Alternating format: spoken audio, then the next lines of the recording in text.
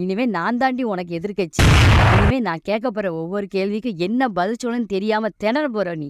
எதிர்க்கட்சினால கேள்வி கேட்க தான் முடியும். ஆனா ஆளுங்கட்சினால தான் ஆளவே முடியும். இனி உங்களையும் சேர்த்து இந்த வீட்டை எப்படி ஆள்றேன்னு மட்டும் பாருங்க. டேய் பசிக்குதுடா. இன்னுமாடா சாப்பாடு ரெடி ஆகல? கிச்சன்ல என்ன நடந்துகிட்டு இருக்கு? எலெக்ஷன் நடந்துகிட்டு இருக்கு. எலெக்ஷனா? ஓ எலெக்ஷனா? யாரு ஜெயிக்க போறா? ரிசல்ட் இன்னும் வரல. எவன் ஜெயிச்சாலும் நமக்கு சோறு கிடைக்க போறது இல்ல. நம்ம தான் கிச்சனுக்குள்ள போய் சமைக்கணும்னு நினைக்கிறேன். எல்லாத்துக்கும் காரணம் இவன் தான். நான் என்னப்பா பண்ணேன்? கல்யாணம் பண்ணலடா. கல்யாணம் எவ்வளவு கொடூரமானதுன்னு ஒரு எடுத்துக்காட்டுவோம் எக்ஸாம்பிளா முன்னாடியே உட்காந்துட்டு இருக்கு. அதை பார்த்தும் கல்யாணம் பண்ற. இதுக்குத்தான் எங்க அப்பா மாதிரி சிங்கிளாவே இருக்கும்னு சொல்றது. தாத்தா சிங்களா? அப்ப நீங்க எப்படி பிறந்தீங்க? டேய், எனக்கு கல்யாணம் முடிஞ்சு 10 வருஷத்துல எங்க அம்மா ஹார்ட் அட்டாக்ல போயிட்டாங்கடா.